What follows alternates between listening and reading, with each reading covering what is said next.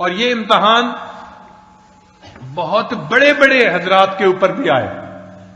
چنانچہ امام بخاری رحمت اللہ علیہ جو اس وقت سید المحدثین کہلاتے ہیں، جن کو اللہ رب العزت نے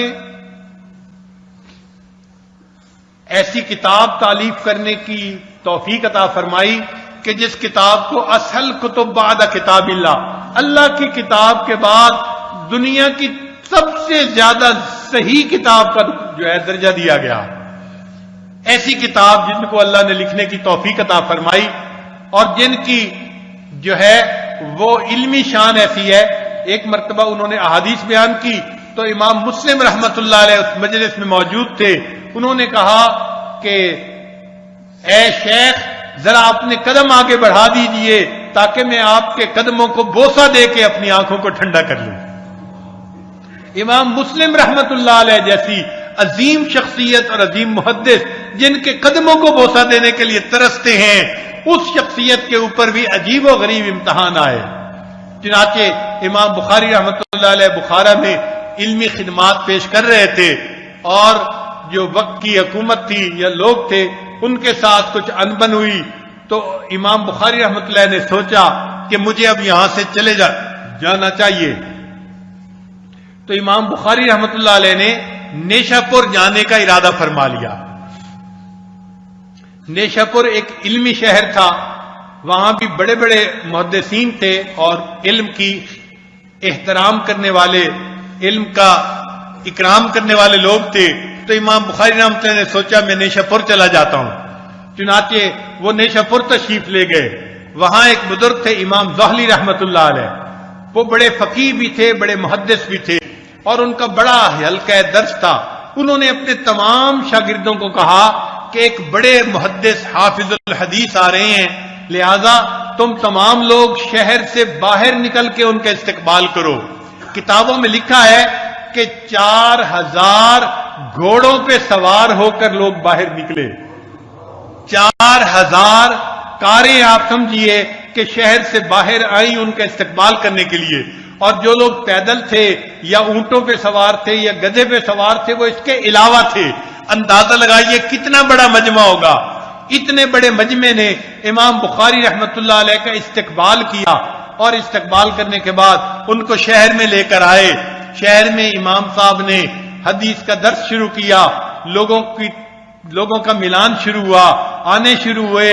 اب ایسے حال میں جب لوگوں کا ملان بڑھتا جائے اور لوگ قریب ہوتے جائیں تو کچھ لوگ امتحان لینے والے بھی ہوتے ہیں، کچھ لوگ ان کے لیے جو ہے کچھ اور جذبات رکھنے والے ہوتے ہیں. چنانچہ انہوں نے امام بخاری رحمت اللہ علیہ سے ایک عجیب و غریب سوال کر دیا. اس وقت مسئلہ خلق قرآن ایک بہت گرما گرم مسئلہ تھا. انہوں نے اس کے بارے میں کوئی ایسا سوال کیا کہ جس کے جواب میں امام بخاری رحمت اللہ علیہ نے فرمایا کہ القرآن غیر کلام اللہ غیر مخلوق، کہ قرآن اللہ کا کلام ہے، غیر مخلوق ہے. وَأَفْعَالُ الْعِبَادِ مَخْلُوقَةٌ، اور جو بندوں کے اعمال ہیں وہ مخلوق ہیں. یعنی ہم جو تلاوت کرتے ہیں نا ہمارا عمل مخلوق ہے. اور فرمایا وَالْإِمْتِحَانُ بِدْعَةٌ، اور امتحان لینا کسی کا یہ بدعت ہے. تو امام بخاری رحمۃ اللہ نے یہ جواب دے دیا. اب اس سے لوگوں نے علمی طور پہ غلط فہمی پیدا کر دی. جی انہوں نے کہا ہے کہ قرآن جو ہے یہ مخلوق ہے، حالانکہ امام بخاری رحمۃ اللہ کا یہ مقصد نہیں تھا. اب انہوں نے اس میں سے کوئی معنی نکال کے اس کو اس طریقے سے پیش کر دیا کہ جی یہ عالم جو ہیں یہ تو قرآن کو مخلوق کہتے ہیں، لہذا ان کے خلاف لوگوں کے درمیان بات کرنی شروع کر دی. جب بات کرنی شروع کر دی تو لوگوں کے جذبات میں ان کے بارے میں کدورت آنی شروع ہو گئی. وہ لوگ جو شہر سے باہر نکل کے امام بخاری رحمۃ اللہ کا استقبال کرنے کے لیے گئے تھے وہ اتنے بدگمان ہو گئے، اتنے بدظن ہو گئے کہ وہ آنا بھی نہیں چاہتے تھے. اور جو علماء تھے انہوں نے اپنے شاگردوں کو بھی منع کر دیا. امام زہری رحمۃ اللہ علیہ نے اپنے شاگردوں کو منع کر دیا کہ تم ان کی مجلس میں مت جاؤ، یہ شخص جو ہے اس کے عقائد ٹھیک نہیں ہے. چنانچہ بہت سارے جو طلباء تھے وہ تو رک گئے، لیکن امام مسلم رحمت اللہ علیہ وہ قدر شناخت تھے، وہ مردم شناخت تھے، ان کو پتا تھا کہ امام بخاری کی کیا شان ہے۔ انہوں نے امام ظاہری رحمت اللہ علیہ سے جو احادیث قلم بند کی تھی انہوں نے واپس کر دی اور یہ کہہ کر وہ امام بخاری کے پاس آ گئے۔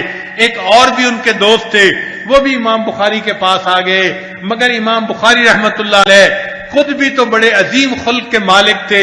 انہوں نے دیکھا جب پورا شہر ان علماء کے ساتھ ہے اور میرے پاس صرف 2 بندے آئے ہیں، انہوں نے ان شاگردوں کو کہہ دیا کہ میرا مشورہ یہ ہے آپ بھی اپنے انہی استادوں کے پاس واپس چلے جاؤ، میں دھڑے بندی نہیں کرنا چاہتا، میں شہر کے لوگوں کو تقسیم نہیں کرنا چاہتا، میں آپس میں ایک دوسرے کے ساتھ کوئی نفرت کے بیج نہیں بونا چاہتا، میں اکیلا ہوں تو کوئی بات نہیں، میرے ساتھ میرا اللہ موجود ہے، آپ لوگ واپس انہی کے پاس چلے جاؤ۔ تو امام بخاری رحمۃ اللہ نے اپنے ان شاگردوں کو بھی واپس بھیج دیا۔ پھر امام بخاری رحمۃ اللہ نے سوچا اب اس شہر میں میرے رہنے کا کیا مطلب، جب شہر کا کوئی بندہ مجھ سے حدیث سننا بھی گوارا نہیں کرتا۔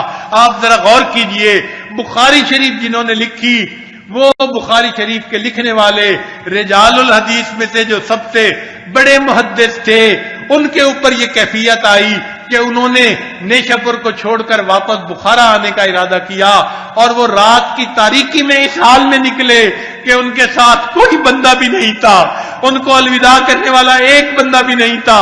سوچئے جب امام بخاری اس حال میں شہر سے نکل رہے ہوں گے ان کے دل کی کیا کیفیت ہوگی۔ یہی شہر تھا، سارے لوگ امٹ پڑے تھے اور انہوں نے استقبال کیا تھا، اور آج غلط فہمی کی وجہ سے لوگوں کو اتنا بدگمان کر دیا گیا کہ میں اکیلا اس شہر کو رات کی تاریکی میں چھوڑ کے جا رہا ہوں۔ امام صاحب واپس بخارا شہر آ گئے اور وہاں آ کے آپ نے پھر علمی کام کرنا شروع کر دیا۔ اللہ کی شان، اللہ تعالیٰ امتحان بھی اپنے نقطے تک پہنچاتے ہیں۔ پھر امتحان آیا کہ گورنر خالد تھا بخارا کا، اس نے سوچا میں اپنے بچوں کو جو ہے علم جو ہے اس کے لیے بھیجتا ہوں، تو امام بخاری رحمۃ اللہ سے بڑا ان کو کوئی استاد نظر نہ آیا، اس نے اپنے بچوں کو بھیجا۔ امام بخاری رحمۃ اللہ نے گورنر کے بچوں کو پڑھانا شروع کر دیا۔ گورنر نے کہا کہ میرے بچوں کو آپ الگ پڑھائیں، عام بچوں کے ساتھ نہ پڑھائیں۔ امام بخاری رحمۃ اللہ نے فرمایا کہ میرا درس تو سب کے لیے ہے، غریب آئیں گے یا امیر کے بچے آئیں گے سب یہاں پر برابر ہیں۔ لیکن گورنر کو اس بات پہ غصہ آیا کہ اس نے میرے بچوں کو الگ کیوں نہیں وقت دیا۔ اس نے ہیلا بہانہ کر کے امام بخاری رحمۃ اللہ کے متعلق ایک حکم نامہ جاری کر دیا، آپ بخارا شہر میں نہیں رہ سکتے، آپ کو یہاں سے نکل جانے کا حکم دیا جاتا ہے۔ اب امام بخاری رحمۃ اللہ علیہ پھر دوبارہ پریشان ہوئے کہ نیشا پور گیا تھا، واپس بخارا آنا پڑا، اب پھر شہر کے حاکم نے نکل جانے کا حکم دیا، نہ جائے مانن نہ پائے رفتن، جائیں تو کہاں جائیں، زمین تنگ ہو گئی تھی۔ چنانچہ امام بخاری رحمۃ اللہ علیہ نے دل میں سوچا کہ علمی شہر سمرقند ہے، بڑے علماء ہیں وہاں پر، میں وہاں چلا جاتا ہوں، علم کی خدمت کرنے کا موقع مل جائے گا۔ چنانچہ امام بخاری رحمۃ اللہ علیہ سمرقند چل پڑے۔ اللہ کی شان دیکھیں کہ جب سمرقند کے علماء کو پتہ چلا کہ امام بخاری رحمۃ اللہ علیہ آ رہے ہیں تو ان کو بھی فیل ہوا کہ نیشا پور میں ایک غلط فہمی ہو گئی تھی، پورے شہر والے مخالف بن گئے تھے، اب یہ اتنا بڑا عالم ہمارے شہر میں آ جائے گا تو ایسا نہ ہو کہ یہاں کوئی مسئلہ بن جائے۔ تو سمرقند کے علماء نے پیغام ہی بھیج دیا امام بخاری رحمۃ اللہ کے پاس کہ جناب آپ اگر ہمارے شہر میں نہ آئیں تو زیادہ بہتر ہے۔ اب ذرا سوچئے، ایک بندہ اپنے شہر کو چھوڑ چکا ہے، دوسرے شہر کی طرف جا رہا ہے، راستے میں پیغام ملتا ہے آپ ہمارے شہر میں آ بھی نہیں سکتے۔